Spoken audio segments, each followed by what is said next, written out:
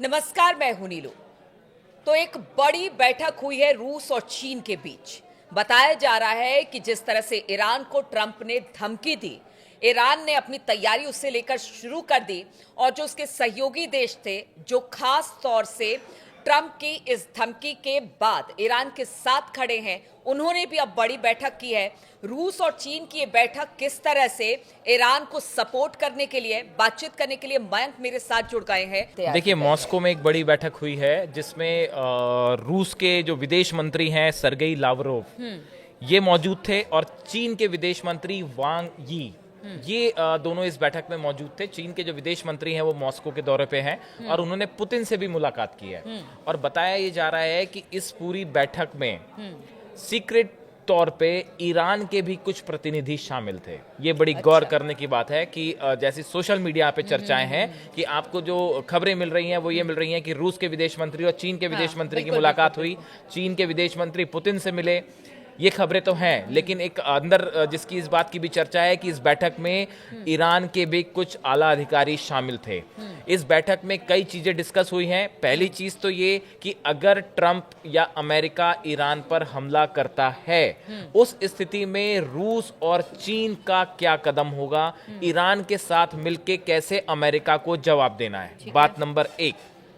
बात नंबर दो, जैसा कि ट्रंप कह रहे हैं और जैसा कि कुछ दिनों में दिख रहा है कि B-2 बॉम्बर्स जो हैं वो डिएगो गार्सिया में 7 से ज्यादा पहुंच चुके हैं। अगर डिएगो गार्सिया से किसी तरह के B-2 बॉम्बर्स फ्लाई करते हैं ईरान पे बम्बार्डमेंट के लिए, उस स्थिति में उससे निपटने के लिए रूस और चीन किस तरह से ईरान की मदद करेंगे और कैसे इस हमले को नाकाम किया जाए, इसको लेके बड़े विस्तार से चर्चा हुई है। बात नंबर 3, जिस तरह से ट्रंप ने और अमेरिका ने धमकी दी है कि ईरान के ऊपर फिर से सैंक्शंस और बढ़ा दिए जाएंगे, टैरिफ्स और बढ़ा दिए जाएंगे, इस स्थिति में इस इकोनॉमिक वॉर से निपटने के लिए बहुत ही विस्तार से इस बैठक में चर्चा हुई है। बात नंबर 3।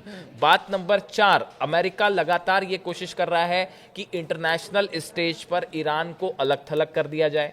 ईरान के साथ जो है न्यूक्लियर डील के लिए लगातार जो दबाव बन रहे हैं, इसमें इस दबाव से कैसे निपटना है, ना सिर्फ अंतर्राष्ट्रीय स्तर पर बल्कि पूरे मिडिल ईस्ट के स्तर पर कैसे इससे निपटा जाए, कैसे दूसरे देशों का सहयोग हासिल किया जाए, ये भी इस बैठक में चर्चा का हिस्सा था। 5वीं बात, देखिए, इस बैठक में ट्रंप ये चाहते हैं कि ईरान न सिर्फ अपना न्यूक्लियर प्रोग्राम छोड़ दे बल्कि उसकी जो लंबी दूरी की मिसाइल्स हैं, ballistic missiles, long range ballistic missiles जिस पे ईरान काम कर रहा है, उसको भी रोक दे। जबकि रूस और चीन ऐसा बिल्कुल नहीं चाहते। वो चाहते हैं कि ईरान का न सिर्फ न्यूक्लियर प्रोग्राम को वो सपोर्ट दे चुके हैं बल्कि बैलिस्टिक मिसाइल प्रोग्राम को भी वो सपोर्ट करते हैं। ऐसी स्थिति में ईरान को अपने बैलिस्टिक मिसाइल कार्यक्रम को और न्यूक्लियर प्रोग्राम को कैसे आगे बढ़ाए रखना है, इसको लेकर भी इस मीटिंग में चर्चा हुई। तो ये 5 अहम मुद्दे थे जिसमें इस मीटिंग में चर्चा हुई है।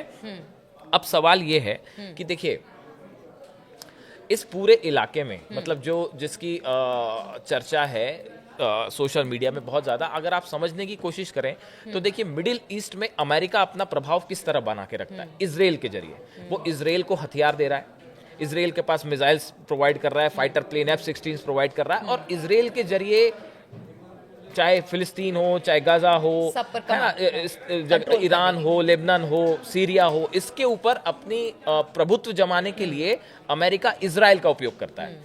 ये जो बैठक हुई है, इसकी 6ठी और बेहद अहम बात, इस बैठक में ये तय हो गया है फाइनल रूप से एकदम कि हमको इस पूरे क्षेत्र में इजराइल के खिलाफ ईरान को खड़ा करना है।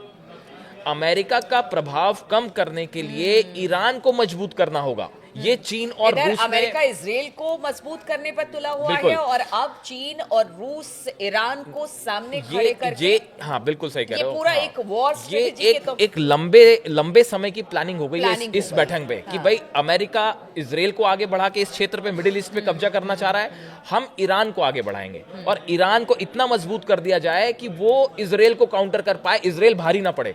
अगर ये हो जाता है तो पूरे मिडिल ईस्ट में जो अमेरिका का प्रभाव है ये कम होना शुरू हो जाएगा। रूस भी यही चाह रहा है, चीन भी यही चाह रहा है, हमने पिछले वीडियो में नॉर्थ कोरिया की बात करी थी, किम जोंग भी, वो भी ये चाह रहे हैं। तो ये एक बड़े लेवल की स्ट्रेटेजी है जो चीन और रूस ने बना ली है कि ईरान को साहब सुपर पावर बना दिया जाए। आप ईरान को इतना मजबूत कर दें कि अमेरिका ना हमला कर पाए, ना उस पे इजराइल हमला कर पाए। उसका नतीजा ये होगा कि आप अपने आप एक स्वतंत्र विदेश नीति पे काम शुरू हो जाएगा।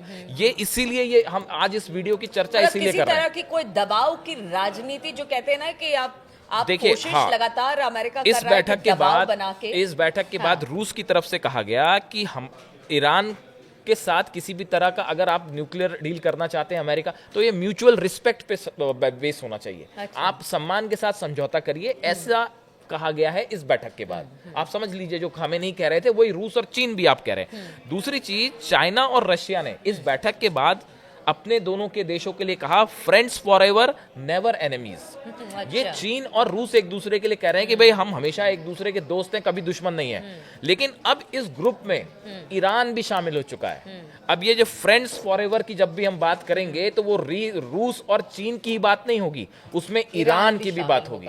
और जितनी ज्यादा धमकियां अमेरिका से मिल रही हैं उसके बाद ये दोस्ती और मजबूत होने जा रही है, इसलिए ये माना जा रहा है। और दूसरी एक और चीज है, आप देखिए ट्रंप और यूरोप के बीच में कोल्ड वॉर छिड़ा हुआ है। ये फ्रांस हो गया, जर्मनी हो गया, ये सब यूक्रेन वॉर को लेके जो ट्रंप का रुख था उससे बिल्कुल, थोड़े से यूरोपियन उखड़े हुए कंट्रीज हैं। जितनी। हाँ, तो एक कोल्ड वॉर हल्का सा जो है वो यूरोप और ट्रंप के बीच में शुरू है। तो ऐसे में चाइना और रशिया और ईरान इसका फायदा भी उठाना चाहते हैं। इंटरनेशनल और देखिए, अपना ये आज की बात नहीं है। अमेरिका अपना प्रभुत्व, अपने आप को सुपर पावर बताता है, रसिया भी यही कहता है और चीन भी यही कहता है।